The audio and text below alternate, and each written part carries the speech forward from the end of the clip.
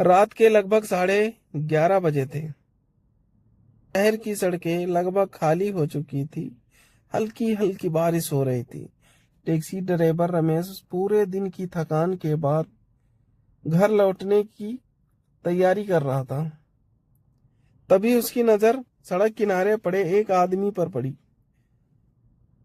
उस आदमी ने काला कोट पहन रखा था। हाथ में एक पुराना चमड़े का बैग था। सबसे अजीब बात यह थी कि बारिश तेज होने के बावजूद उसके कपड़ों पर एक भी बूंद पानी की नहीं थी। रमेश ने टैक्सी रोकी। आदमी धीरे से पीछे वाली सीट पर बैठ गया और बोला, भाई पुरानी पहाड़ी बंगले तक ले चलो। रमेश ने पूछा, इतनी रात को वहां तो कोई रहता भी नहीं है। आदमी मुस्कुराया और बोला, बस तुम चलो, बाकी रास्ता खुद समझ में आ जाएगा। पूरे रास्ते टैक्सी में अजीब सी खामोशी रही। रेडियो अपने आप बंद हो गया। 30 मिनट बाद टैक्सी पुराने बंगले के सामने पहुंच गई। बंगला पूरी तरह सुनसान था। टूटी हुई खिड़कियां, जंग लगा गेट और चारों तरफ उगी झाड़ियां बता रही थी कि वहां वर्षों से कोई नहीं आया। आदमी उतरते हुए बोला, किराया सुबह मिल जाएगा। ये कहकर उसने अपना पुराना बैग सीट पर छोड़ दिया और अंधेरे में चलता हुआ बंगले के अंदर गायब हो गया।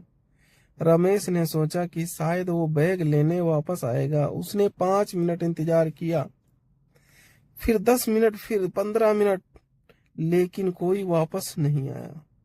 आखिरकार रमेश बैग लेकर घर चला गया। सुबह उसने बैग खोला। अंदर कुछ पुराने कपड़े, एक घड़ी और एक पीली पड़ चुकी डायरी थी। डायरी के पन्ने पन्ने पर लिखा था, यदि ये बैग किसी ईमानदार इंसान तक पहुंचे तो इसे मेरे परिवार तक पहुंचा देना। नीचे नाम लिखा था, विजय प्रताप। साथ में तारीख थी 12 अगस्त 1994। रमेश को लगा शायद ये किसी बुजुर्ग का सामान होगा। ये दिए गए पते पर पहुंचा। दरवाजा एक लगभग 70 साल की महिला ने खोला। रमेश ने पूछा, क्या आप विजय प्रताप को जानती हैं? महिला के हाथ कांपने लगे। उन्होंने कहा, वो मेरे पति थे,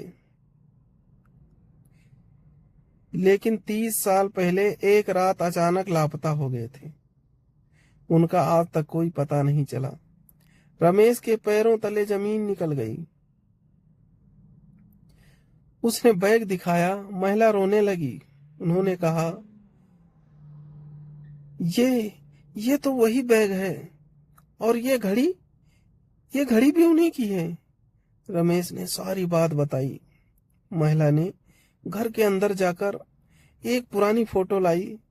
फोटो देखते ही रमेश का दिल जोर जोर से धड़कने लगा। फोटो में वही आदमी खड़ा था जिसे उसने पिछली रात अपनी टैक्सी में बैठाया था। एक भी फर्क नहीं था। वही चेहरा, वही कोट, वही मुस्कान। रमेश के हाथ कांपने लगे। महिला बोली, उन्होंने वादा किया था कि एक दिन जरूर लौटेंगे। शायद अपना वादा निभाने आए थे। रमेश बिना कुछ बोले वहां से निकल गया। लेकिन कहानी यहीं खत्म नहीं हुई।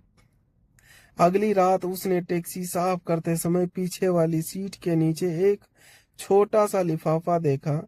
उस पर लिखा था, ईमानदारी का इनाम।